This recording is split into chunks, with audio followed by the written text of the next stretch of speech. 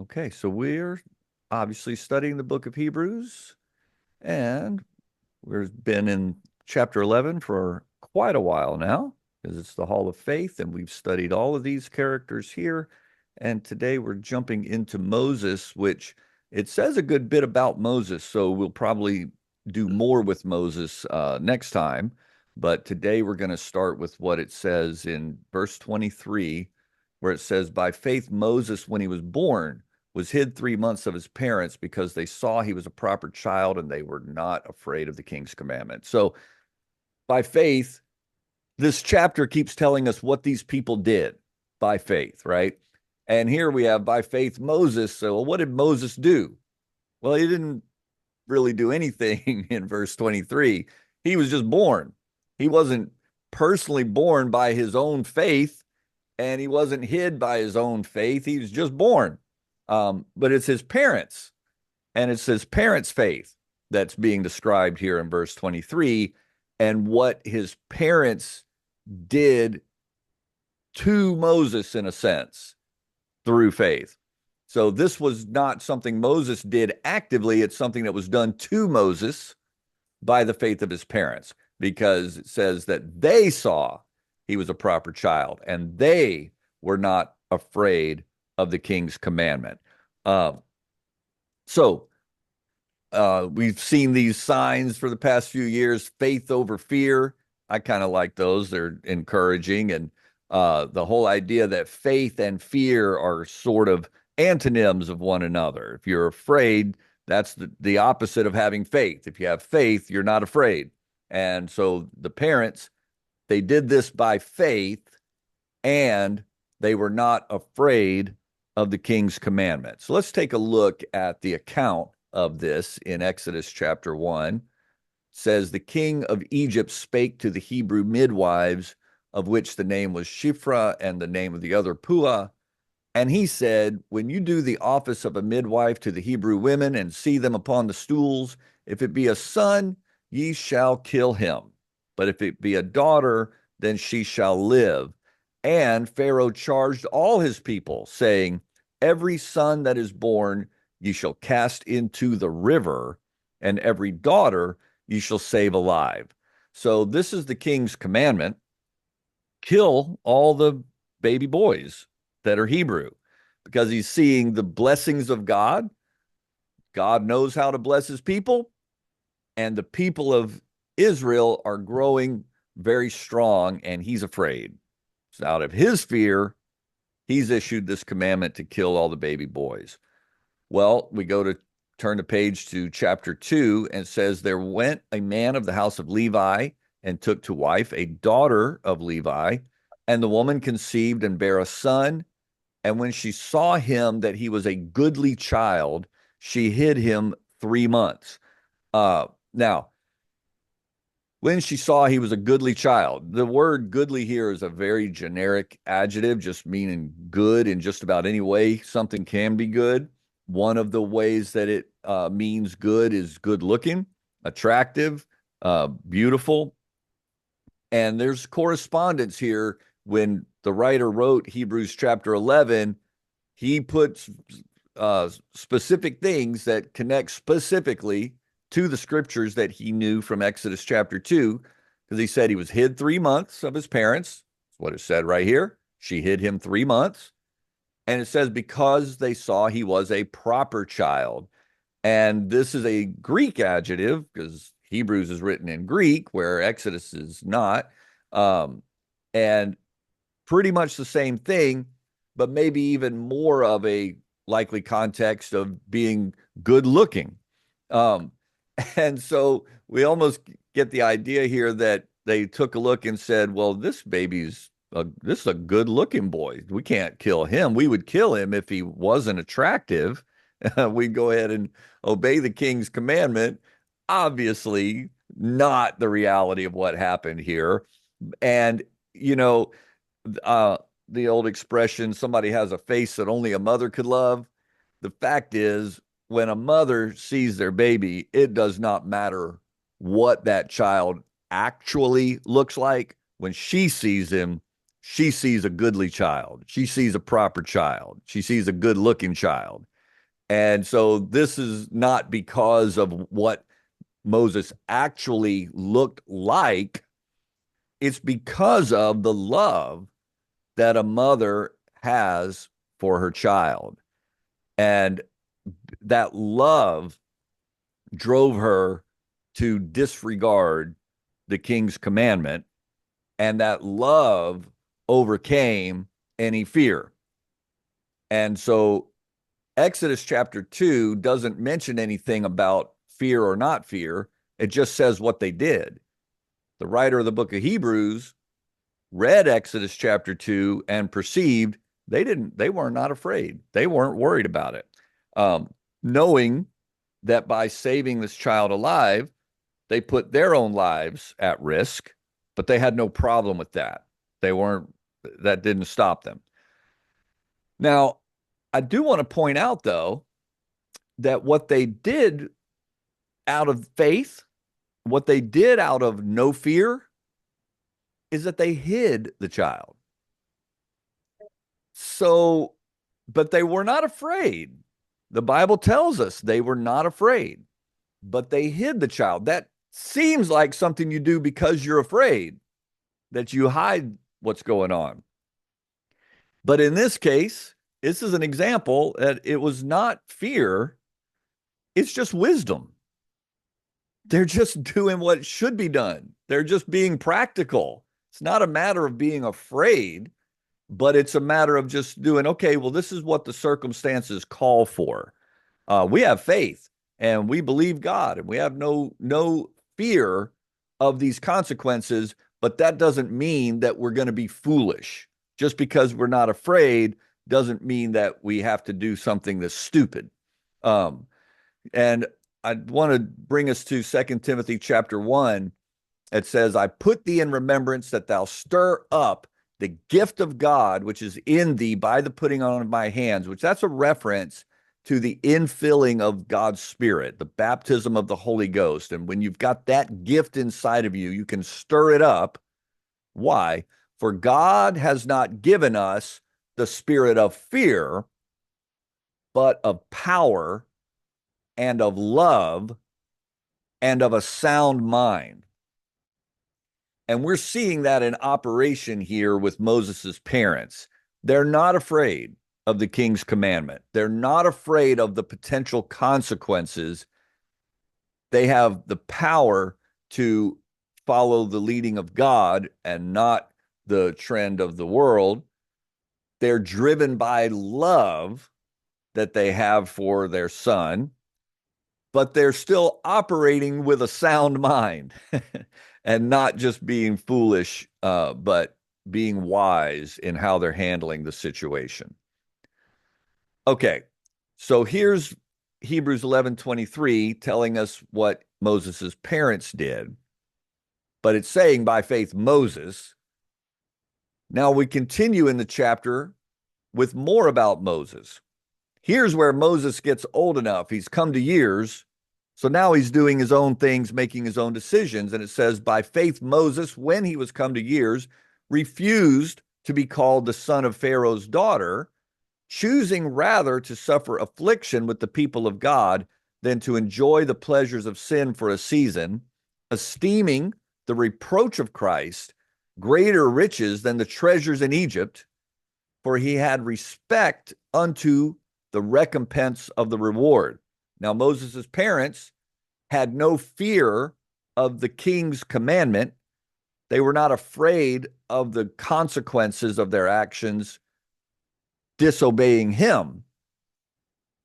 But here we're talking about respect unto the recompense of the reward, consequences.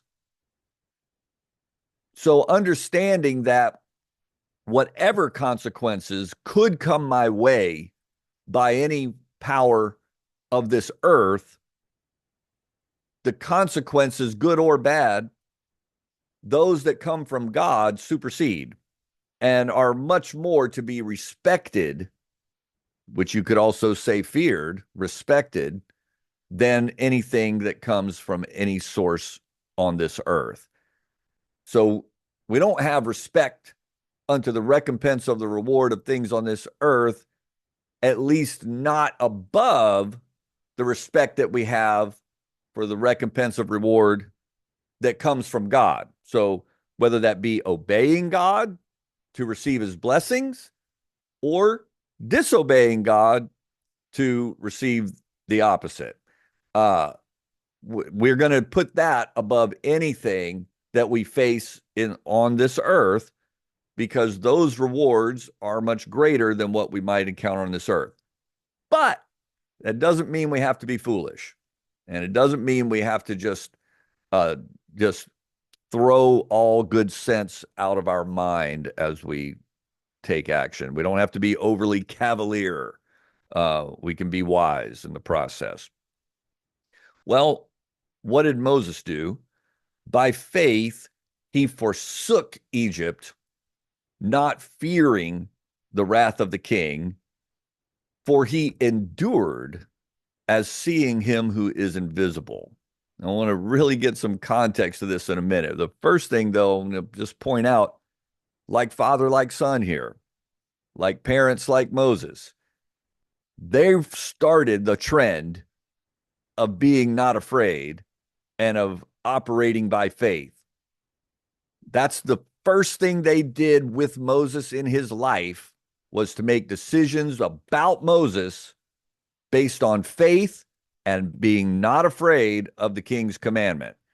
And Hebrews 23, this was done to Moses. And therefore, when Moses was come to years, he followed in their footsteps. He operated by faith. He did not fear the wrath of the king. And I just can't help but think about Proverbs 22:6 says to train up a child in the way he should go, and when he is old, he will not depart from it. What we invest will manifest. And it doesn't mean there won't be any hitches along the way, and it doesn't mean it'll just be automatic. But when we invest consistently, it is in there and it doesn't disappear. And so we see that operating with Moses. Well, let's go back again to Exodus and let's take a look at Moses operating by faith, not fearing the wrath of the king. Let's see it in the narrative in Exodus chapter 2. And it came to pass in those days when Moses was grown, what we just read in Hebrews 11, when he was come to years, right? When Moses was grown, that he went out unto his brethren and looked on their burdens. Now, he did not have to serve in slavery because he was raised as part of Pharaoh's family. He was raised by the king's daughter. And at this point, the king's sister, because it's changed hands. But anyway, he looked on their burdens and he spied an Egyptian smiting an Hebrew, one of his brethren.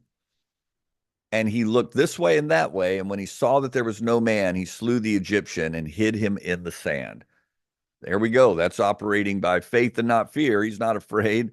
And Hebrews 11 said that he would rather suffer the afflictions with the people of God than to enjoy the pleasures of sin. He has access to all the pleasures of the Egyptian culture. He's royal family.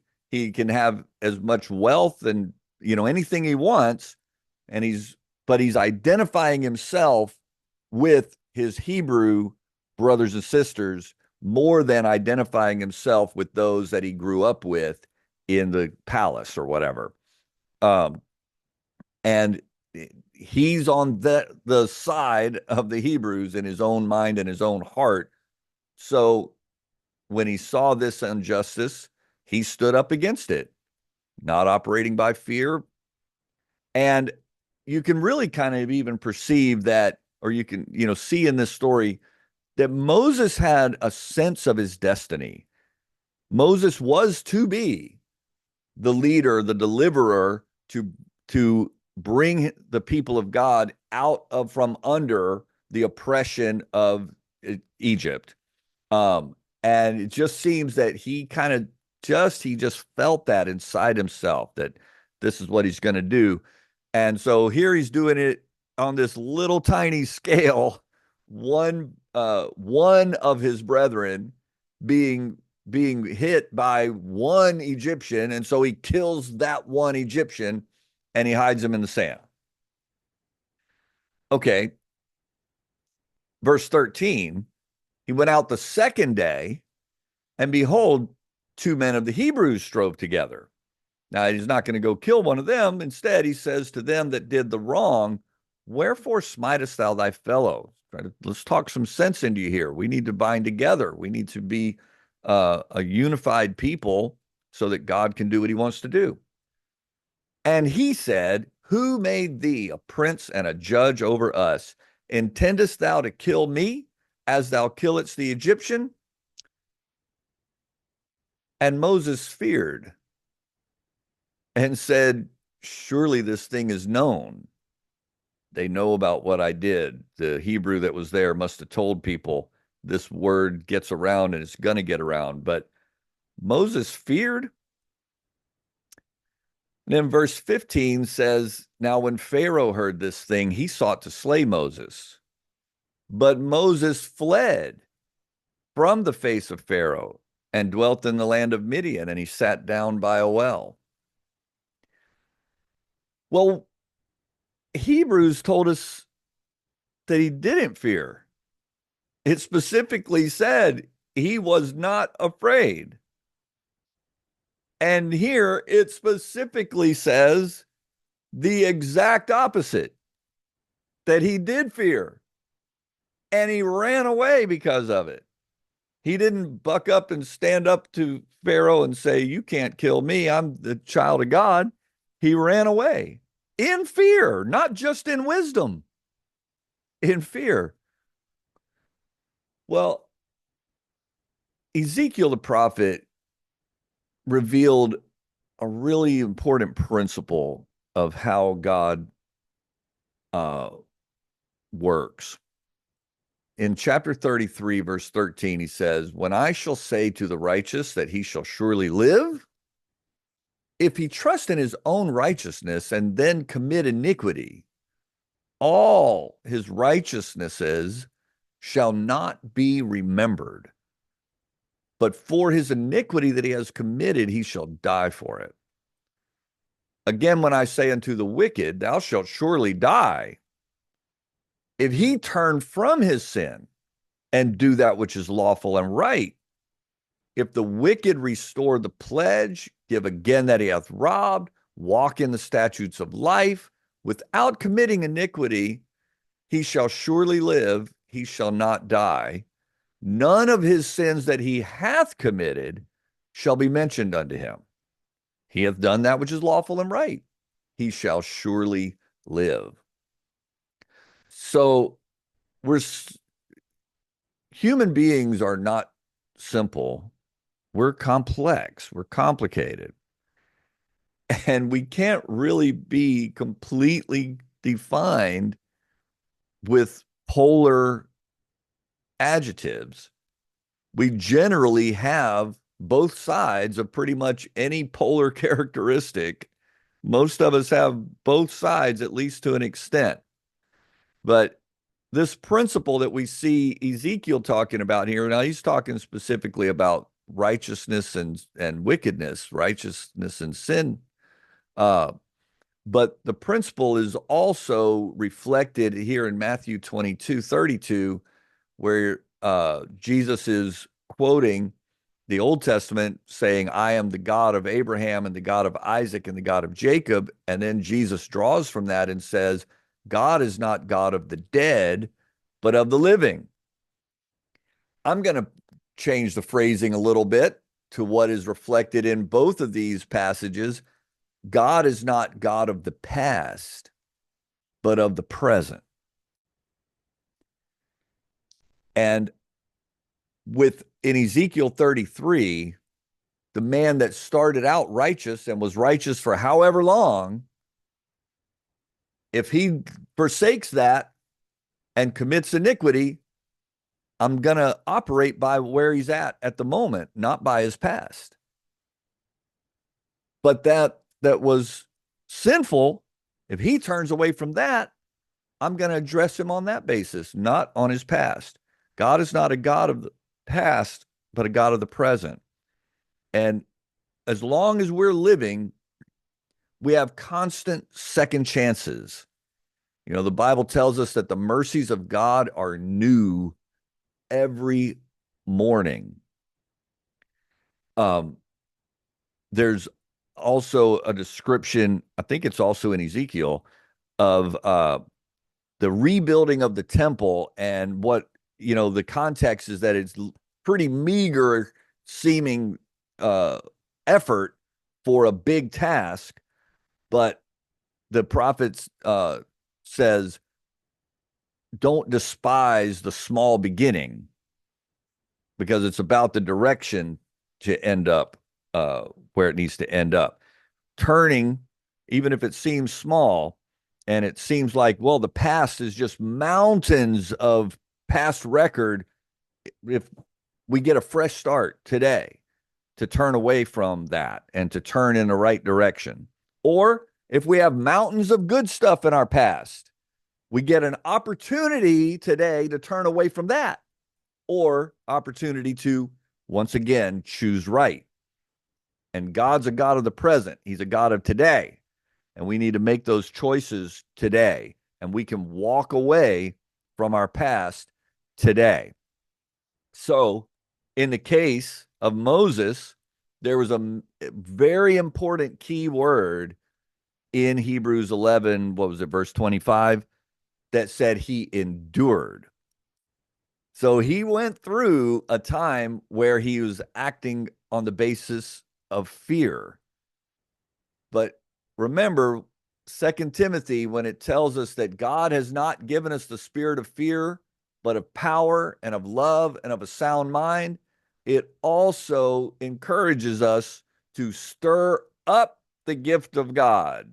Because even if you have the infilling of the Holy Ghost and received it with supernatural power and with the Bible evidence of speaking in tongues, even if that experience has happened in your life, you have God's Spirit inside of you, and He won't leave you or forsake you, but He might lie there dormant. You have to stir it up in your daily prayer life and your daily seeking of God. You have to stir it up for it to operate. You can still have ups and downs. You can still have good moments and not so good moments. And so we stir up the gift of God. And as fear begins to creep in and fear begins to motivate and impact us, we've got to stir up the gift of God so that the power and the love and the sound mind can rise up and amplify and supersede. And that's what we see in the story of Moses. Was he perfect? Absolutely not. Did he believe God above all at all times? No. Was he impervious to fear at all times? No. But when he was evaluated by the writer of the book of Hebrews, the bottom line ended up, because of where he ended up, it says what he did by faith and not by fear, because God evaluates on where we end up, not on where we begin.